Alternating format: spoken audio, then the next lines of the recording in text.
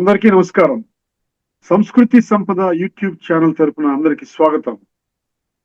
శ్రీ లలిత సహస్రనామావళి సామాజిక దృక్పథం అనే శీర్షికలో శ్రీ వింజమూరి బాలమురళి గారు ధారావాహిక ప్రసంగం చేస్తున్నారు.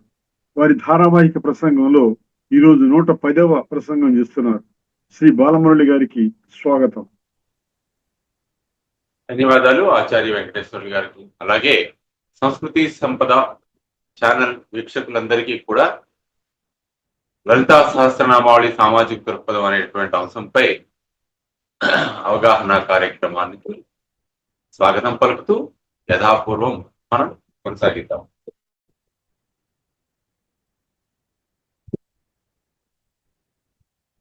నిస్సీమ మహిమ నిత్య యవ్వన పదశాలిని మద కూర్ణిత రక్తాక్షి అని మనం చెప్పుకున్నాం. అమ్మవారు లలితా పరాభట్టారిక యొక్క వయస్సు ఏమిటి అంటే నిత్య యవ్వన. ఆవిడికి వయస్సు అనేది లేదు. వయోవస్థ వివర్జిత. వయోవస్థలు అనేవి ఆవిడికి బాల్య కౌమార యవ్వన వృద్ధాప్యములు అనేటువంటి అవస్థలు ఆవిడికి లేవు. అలాగే మనలాగే జన్మ మృత్యు జర బాధలు కూడా ఆమెకి ఉండవు. ఎందుకంటే ఆమె వాటికి అతీతమైనది. ఆమె సృష్టి ఆదిమ శక్తి. కాశికా నగర హాటక పీఠ శిఖాదిరూఢ అయి ఆదిమ శక్తి అంటాడు శ్రీనాథుడు. ఆవిడ ఎటువంటిది అంటే వేద పురాణ శాస్త్ర పదవీ నదవీసి అయిన పెద్ద ముత్తైదువ. ఇలాంటి ముత్తైదువ కాదు, వేద పురాణ శాస్త్ర పదవి నదవీయసి అయిన పెద్ద ముత్తైదు అన్నాడు. ఎంత పెద్ద ముత్తైదువా అంటే ఇంత వయస్సు అని చెప్పరానంత పెద్దదన్న. కాబట్టి మరి అంత పెద్ద ముత్తైదువా ఎలా ఉంటుందండి అంటే మణిద్వీపంలో రత్న సింహాసనం మీద కూర్చున్నప్పుడు ఆవిడ షోడసి 16 సంవత్సరాల నిత్య యవ్వనంలో ఉన్నటువంటి రూపంలో ఉంటుందన్నమాట. అది అటువంటి అమ్మవారు ఎలా ఉంటుందంటే పదశాలిని, ఆనంద పరవశత్వంలో ఉంటుందన్నమాట. ఆ ఆనంద పరవశత్వంలో ఆమె కన్నులు ఎలా ఉంటాయట, మద పూర్ణిత రక్తాక్షి, పరవశత్వంతో మైమరిచిపోతూ ఉన్నటువంటి కన్నులు కలిగినటువంటిది. ఆ కన్నులు కూడా ఎలాంటివి అంటే ఎరుపెక్కిన కన్నులు. 16 సంవత్సరాల నిండు యవ్వనంలో ఉన్నటువంటి అమ్మాయి ఆనంద పారవస్యంలో కన్నులు ఎరుపెక్కడం సహజమే. ఎరుపెక్కడం అనడంలో ఇక్కడ మరొక విశేషం ఉన్నది. ఎందుకంటే అమ్మవారి యొక్క కన్నులు కెందామరలు, ఎర్ర తామర పూల వంటి కన్నులు కనుక కన్నులు ఎర్రగా సహజంగానే ఎర్రగా ఉండడం అనేది అక్కడ సందర్భోచితమే అని మనం చెప్పొచ్చు. అంతేకాకుండా ఇక్కడ విశేషం ఏమిటంటే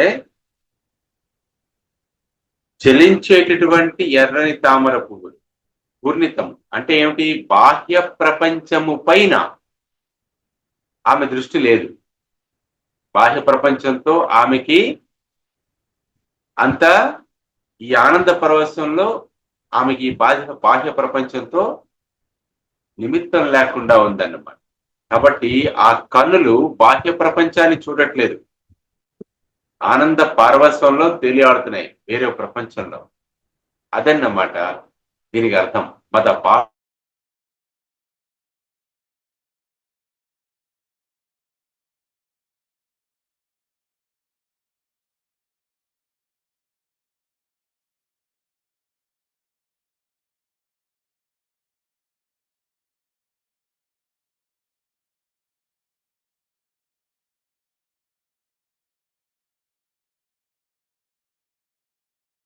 కలిపితే ఏ రంగు వస్తుందో ఆ రంగులో ఉన్నాయన్నమాట.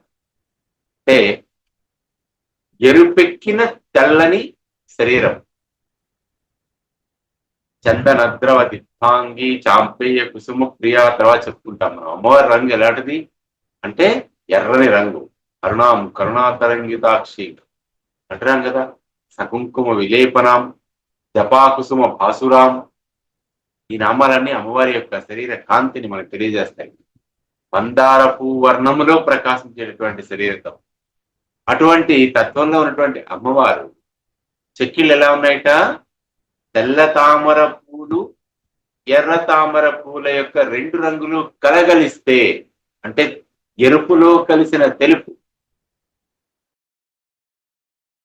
ఏ వర్ణాన్ని తీసుకొస్తుందో ఆ వర్ణంలో అమ్మవారి చెక్కిళ్ళు ఉన్నాయట. అంటే అమ్మవారి ముఖమంతా చంద్రబింబంలా ఉన్నది. ఎందుకంటే ఆమె ముఖమే ముఖ చంద్ర కళంకాభ మృగనాభివిశేషక కదా. వక్త్రలక్ష్మి పరివాహ చలన్ మీనాభలోచన. ఈ నామాలన్నీ మనకి అమ్మవారి తలకు సౌందర్యాన్ని తెలియజేసేవి, రూపవర్ణం.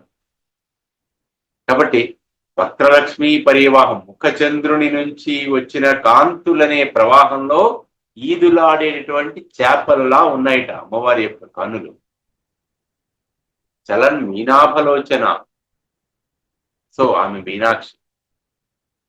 మీనాక్షి జలజాక్షి కూడా.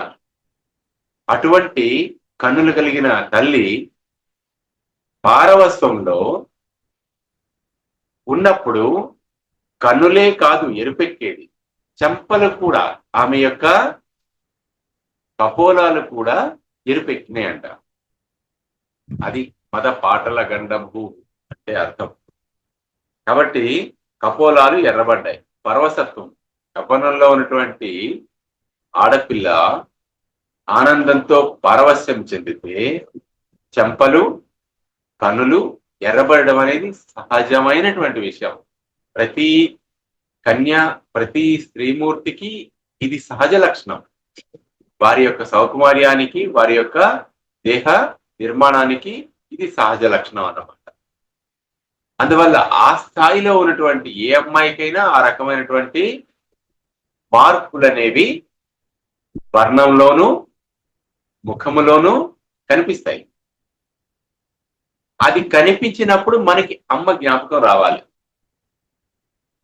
కన్నుదోయికి రన్య కాంతలడ్డం పైన మాతృభావన చేసి మరలువాడు చూడండి ప్రహ్లాదుడు అని అంటారు. పరస్త్రీని మాతృవత్త తల్లిలా చూడగలిగినటువంటి చూపులే చూపు. కాబట్టి పరస్త్రీలో ఆ పరదైవతమైనటువంటి అమ్మని చూడగలిగితే ఇంకా అదృష్టం. అంటే మన మానసిక స్థాయి అనేది పెరిగిందన్నమాట. సంకుచితమైనటువంటి దైహికమైనటువంటి కామ ప్రకోపం అరిషడ్ వర్గాలకి లోని కాకుండా ఇంద్రియాలకి లోను కానటువంటి దృష్టి అన్నమాట.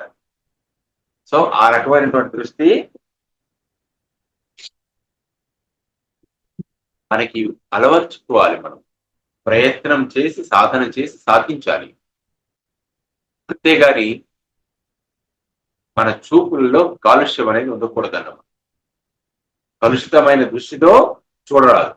అలా చూడకుండా ఉండాలంటే మనం చూసే ప్రతి వస్తువులోని అమ్మ తాలూకా చైతన్యాన్ని, అమ్మ తాలూకా స్పర్శని గమనించాలి. అలా మనం గుర్తించగలిగితే నిజంగానే మనం మన సాధన స్థాయిలో ఒక మెట్టు అధిరోహించినట్టు లెక్క. కాబట్టి ఎరుపు తెలుపుతో కూడిన వర్ణాన్ని పాటల వర్ణం అంటారు. అందుకే చంద్రుడు అధిపతి అయినటువంటి కర్కాట రాశికి సంబంధించిన వర్ణాన్ని కూడా పాటల వర్ణంగానే వర్ణిస్తారు. కర్కాట రాశి చంద్రుడు అధిపతి కాబట్టి ఆ రాశి వర్ణం ఏమిటి అంటే పాటల వర్ణం, ఎరుపు తెలుపు కలిసిన మిశ్రమం అన్నమాట.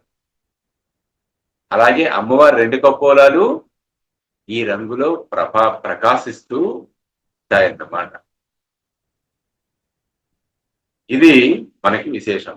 మదసారణి, మదగూర్నిత రక్తాక్షి, మద పాటల గండపు అమ్మవారి యొక్క ప్రేమను తెలియజేస్తాం. ఎవరి పట్ల? తాను సృష్టించినటువంటి సృష్టి పట్ల, మన అందరి పట్ల మాతృభావనతో ఆమె మనందరినీ చూస్తూ ఉంటుంది అని ఈ రకమైన వర్ణన వల్ల మనం తెలుసుకోవాలి. అంతేకాకుండా చందన ద్రవ దిగ్గాంగి అమ్మవారి తాలూకా శరీరం ఎలా ఉంటుందట? చందనము యొక్క తైలముతో మర్దించబడి ఉంటుంది. మంచి గంధపు తైలముతో అలదినటువంటి శరీరము కలిగినటువంటి తల్లి. చందన ద్రవము అంటే చందనం, మంచి గంధనం నుంచి తీయబడినటువంటి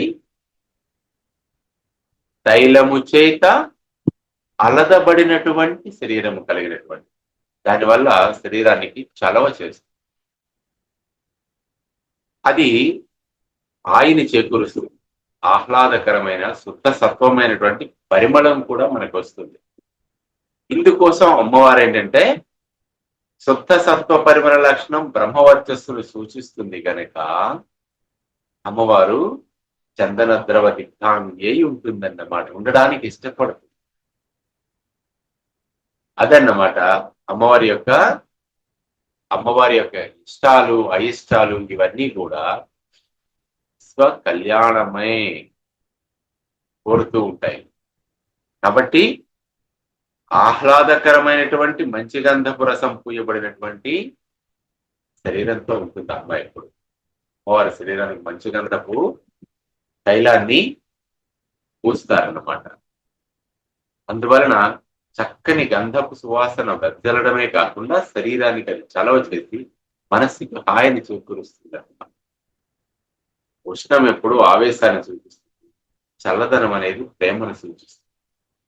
అమ్మ ఎప్పుడు ప్రేమ స్వరూపిణి గనక ఇటువంటి పదార్థాలని అమ్మ ఎక్కువగా ఇష్టపడుతుంది అన్నమాట. అది మనం తెలుసుకోవాలి. చాంపేయ కుసుమ ఇటువంటి తల్లికి సంపంగి పుష్పాలంటే చాలా ఇష్టం. ఇక్కడ విశేషం ఏమిటంటే సంపంగి పువ్వు యొక్క విశేషం ఏమిటంటే తుమ్మెదలు అన్ని రకాల పుష్పాల మీద వాళ్తాయి, ఒక్క సంపంగి పుష్పం మీద తప్ప. తుమ్మెదికి కాళ్ళు ఎన్ని ఉంటాయి? తుమ్మెదని షట్పది అంటారు. 6 కాళ్ళు ఉంటాయి. ఈ 6 ఇంద్రియ దోషాలన్నమాట. కాబట్టి 6 సంఖ్యతో ఉండే కాళ్ళు ఉంటుంది షట్పది. ఇంద్రియాలు, పంచేంద్రియాలు ప్లస్ మనస్సు, ఇవి 6. వీటి యొక్క ప్రభావము పడనటువంటిది సంపంగి. అటువంటి ప్రభావం ఎవరి మీద పడకుండా ఉంటుందో, ఎవరి మనస్సు, ఎవరి యొక్క ఇంద్రియాలు ఏ ప్రభావానికి లోను కాకుండా ఏకాగ్రంగా అమ్మవారిపై లగ్నమై ఉంటాయో అటువంటి వాళ్ళని ఇష్టపడే తల్లి అని సంకేతంగా మనకి వివరించారు. అందుకు అమ్మవారికి సంపంగి అంటే ఇష్టం.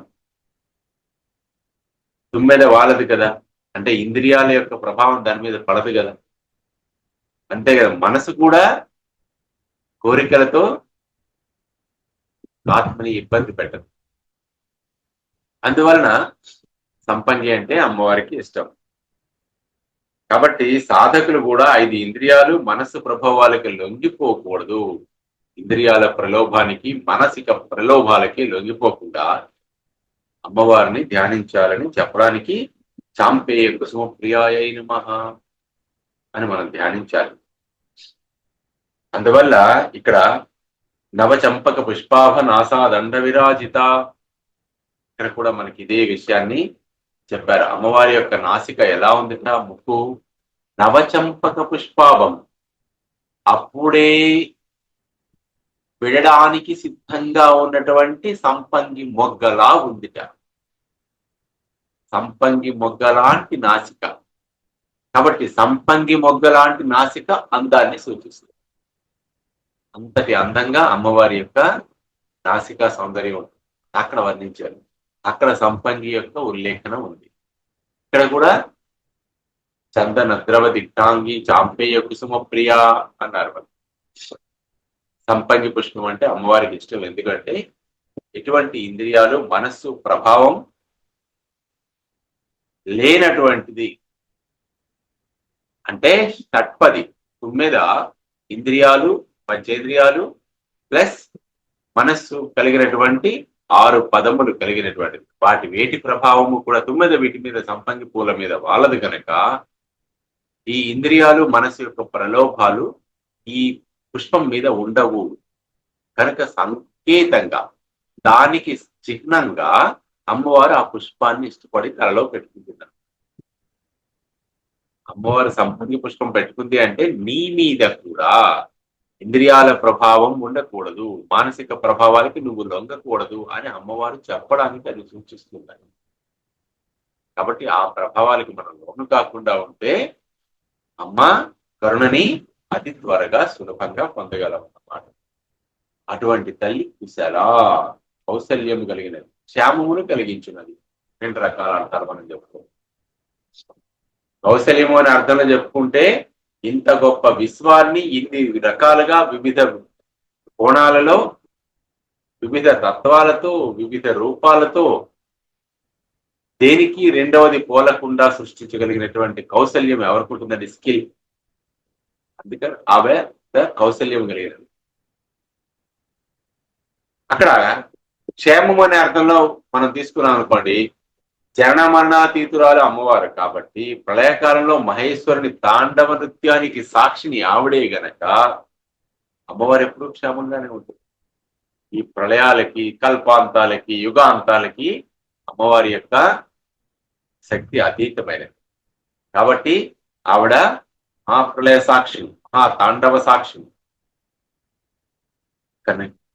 అంతటి ఇల్లాలు గనక ఆమె కుశల, క్షేమకరమైనది అనే అర్థంలో అలా చెప్పుకుంటాం.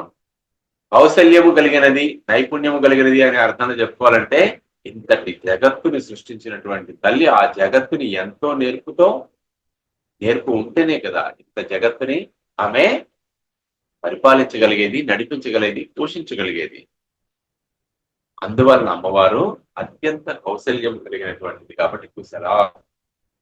అంతటి కుశలత చూపిస్తున్నటువంటి తల్లి, అంతటి బాధ్యత నిర్వహిస్తున్నటువంటి తల్లి కూడా ఎటువంటిది అంటే కోమలాకార, అతి మృదువైనటువంటి సుకుమారమైనటువంటి ఆకారం కలిగినది అని చెప్పడంలో మరొక సాంకేతిక అర్థం కూడా ఉంది.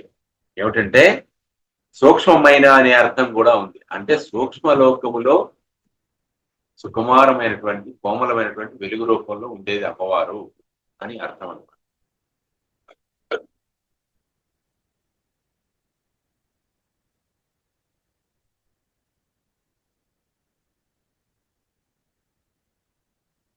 కాబట్టి ఇక్కడ ఇంకొక విశేషం ఏమిటంటే వెన్నెముక నుంచి సహస్రార చక్రం నుంచి మూలాధార చక్రం వరకు మధ్యలో ఉండేటువంటి సుషుమ్నా నాడి కూడా విషతంతుతనీయసి, తామరతోడులో ఉన్నటువంటి పోగు ఎలాగైతే ఉంటుంది, తామరతోడు మధ్యలో ఒక సన్నని పోగు ఉంటుంది, ఒక దారం లాంటి పదార్థం తాడ. Actually it is cell sap ఏదైతే ఉందో అది దాని గుండా ప్రయాణం చేస్తుంది అనమాట. అది ఎంత మృదువుగా ఉంటుందో సుషుమ్నా నాడి అంత మృదువుగా ఉంటుంది. ఆ సుషుమ్నా నాడి మార్గంలో అమ్మవారి యొక్క కుండలిని శక్తి ప్రచోదనమై ప్రయాణం చేస్తుంది. కాబట్టి అమ్మవారు అంతటి మృదువైనటువంటి శరీరం కలిగినది. విషతంతు తనీయసి అని చెప్తాం. ఆ విషతంతు తనీయసి అనేటటువంటిదే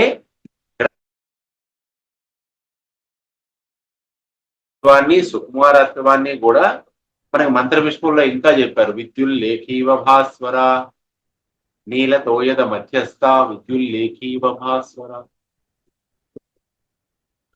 నీలి మేఘాల మధ్యలో ఉన్నటువంటి మెరుపు తీగలా ఉంటుందన్నమాట. ఊహించిన వారికి ఊహించినంత, ఎంత ఎక్కువ మనం ఊహించగలిగితే అంత చక్కగా అమ్మవారి యొక్క మహత్తుని, అమ్మవారి యొక్క స్పర్శని, సాన్నిధ్యాన్ని మనం పొందగలుగుతాం అన్నమాట. విద్యుల్లేఖ వలె నీలి మేఘాల మధ్యలో మెరుపు తీగ ఎలా ఉంటుందో అలా ఉంటుంది అమ్మవారి యొక్క సౌందర్యం, శరీర సౌందర్యం. అంత సుకుమారమైనటువంటి, అంతటి తేజోవంతమైనది కూడా. కాబట్టి సుకుమారమైన శరీరం కలిగినది అమ్మవారిని దీని ద్వారా మనం తెలుసుకోవచ్చు అన్నమాట. కురుకుల్లా కులేశ్వరి. ఇక్కడ కురుకుల్లా అనేది అమ్మవారి తాలూకా అర్థం ఏమిటి అంటే భాస్కర్ రాయల వారి తాలూకా వ్యాఖ్యానం ప్రకారం మణిద్వీపంలో శ్రీనగరంలో అమ్మవారి యొక్క ప్రాకారాలు ఉంటాయి. ఏమిటా ప్రాకారాలు? మనోమయ ప్రాకారము, అహంకారమయ ప్రాకారము అనే మధ్యలో ఒక వాపి, ఒక దిగుడు బావి కూపం ఉంటుంది. దాని పైన అధికారం కలిగినటువంటి దేవి పేరు రుకుల్లాదేవి అన్నమాట. మన మనస్సులో ఉన్నటువంటి రెండు ప్రాకారముల మధ్య ఉన్నటువంటి లోయ, దానిపైన అధికారం కలిగినటువంటి దేవి యొక్క అంశ పేరు రుకుల్లాదేవి అని మనం చెప్పుకోవాలి. అటువంటిది అమ్మవారు కుల మార్గమునకు ఈశ్వరి. కుల మార్గము అంటే కులము అంటే సముదాయం అని చెప్పుకోవచ్చు. అన్ని రకాల జీవరాశుల సముదాయానికి ఈశ్వరి అని చెప్పుకోవచ్చు. మూలమైనది సృష్టికి అని కూడా చెప్పుకోవచ్చు. కుల వృత్తులకు మూలమైన తల్లి అని కూడా చెప్పుకోవచ్చు. అందువల్ల కుల అంటే ఒక మార్గానికి సంబంధించిందిగా చెప్పుకుంటే వెన్నెముక నుంచి మూలాధారం నుంచి సహస్రారం వరకు మధ్యలో ఉన్నటువంటి ఇడా పింగళ సుషుమ్న నాడుల యొక్క మార్గం అని కూడా మనం చెప్పుకోవచ్చు. ఆ రకమైనటువంటి కులేశ్వరి అంటే కులకుండాలయ, ఇది కూడా మనం చెప్పుకుంటాం. కులకుండము అంటే మూలాధార చక్రంలో 3.5 చుట్టలు చుట్టుకొని ఉన్నటువంటి సర్పము రూపంలో ఉన్నటువంటి నిద్రిస్తూ ఉన్నటువంటి తల్లి. మూలాధార చక్రంలో బిందువు స్థానంలో ఉన్నటువంటి తల్లి అని కూడా మనం చెప్పుకోవచ్చు అనమాట.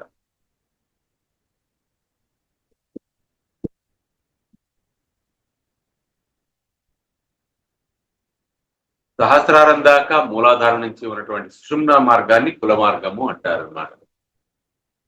దాన్నే కులకుండం అని కూడా అంటారు. ఆ కులకుండము ఆలయము అంటే నిలయముగా కలిగినది, తన నివాస స్థానముగా కలిగినటువంటి అమ్మవారు అన్నమాట. ఈ మార్గం గుండానే పైకి కిందికి నిరంతరం కదులుతూ ఉంటుంది అమ్మ. చరిస్తూ నిలుస్తూ ఆరోహిస్తూ అవరోహిస్తూ ఉంటుంది. అమ్మవారు మనలో ఎక్కువగా వసించే స్థానం ఈ కులకుండ. ఎక్కువగా ఉండేది మూలాధార చక్రంలో ఉన్నటువంటి ఈ కులకుండ స్థానం అన్నమాట.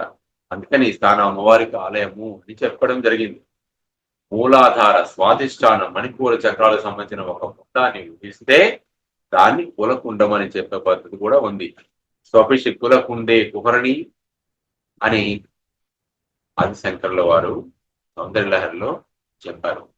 కులకుండే విహరణి అన్నారు ఆయన శంకరాచార్యులు వారు. కులకుండములో విహరించేటువంటి తల్లి, వసించేటటువంటి తల్లి, నివసించే తల్లి అని అర్థం అన్నమాట. అంతేకాకుండా పౌల మార్గ తత్పర సేవిత, అటువంటి సాధనా మార్గంలో కుండలిని ఉపాసకులు ఎవరైతే ఉంటారో వారి యొక్క తత్పరత చేత ఆరాధించబడింది. ఎంతో తత్పరతతో తనను అర్చించేటటువంటి సాధకులకి అమ్మవారు ఆ విధంగా అనుగ్రహిస్తున్నారు. కౌల మార్గ తత్పర సేవిత, కౌల మార్గంలో కుండలిని ప్రచోదనం చేసుకుని సాధనం చేస్తూ ఉన్నటువంటి యోగులకు, సాధకులకు అమ్మవారు ఎంతో ఆరాధ్య దైవం. కాబట్టి అటువంటి వారి చేత సేవింపబడేది, ఆరాధింపబడేది, వారి యొక్క పరిచర్యలు అందుకునేది అని ఈ మార్గానికి మనకి అర్థం చెప్పుకుంటాం అనమాట. కులపదం ఒక్కటే వెన్నెముకలో ఉన్నా దాన్ని అనుసరించే విధానంలో 2 పద్ధతులు ఉన్నాయి. ఒకటి కౌలాచారము, రెండోది సమయాచారం. సమయాచార తత్పర అని మనం అంటాం అమ్మవారిని. కౌలాచారంలో మూలాధారం వద్ద ఉండే కులకుండానికి ప్రాధాన్యం ఉంటుంది. ఈ కులకుండాన్ని అమ్మవారి యొక్క ఆలయం అంటాం. నిలయంగా భావిస్తే భౌతికమైన ఎన్నో విధాలైన ఆరాధన విధానాలతో విడిపరుస్తారు. ఇది భౌతికమైనటువంటి ఆరాధన. మరి సమయాచారం అంటే ఏమిటి? సమయాచారం అనేది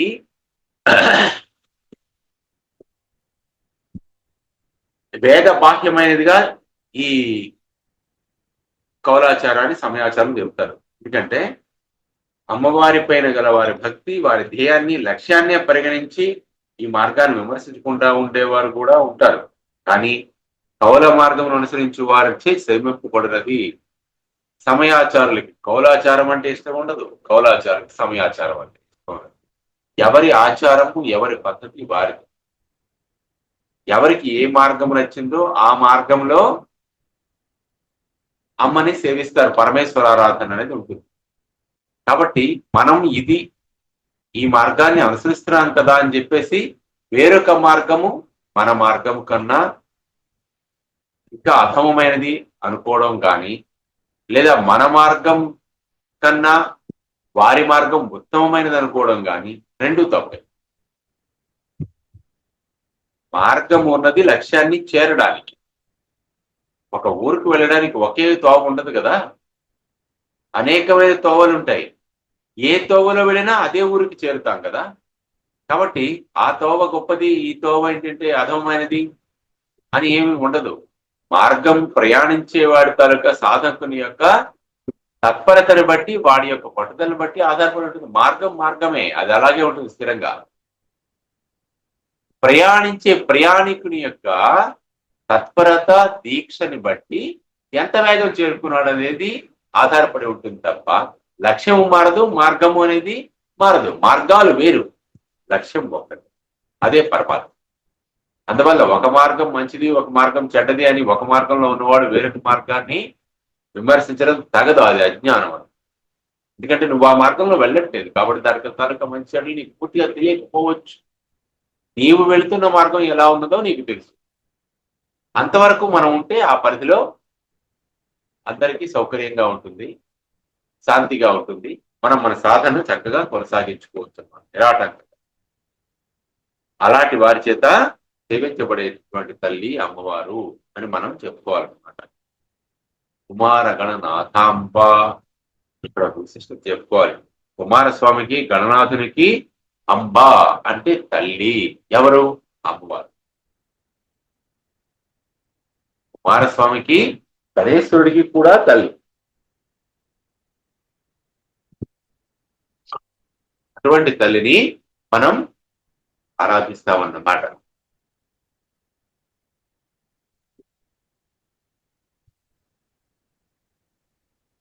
తదుపరి భాగాన్ని తదుపరి కొనసాగిద్దాం. స్వస్తి. శ్రీమాత్రే నమః. శ్రీ గురుభ్యో నమః.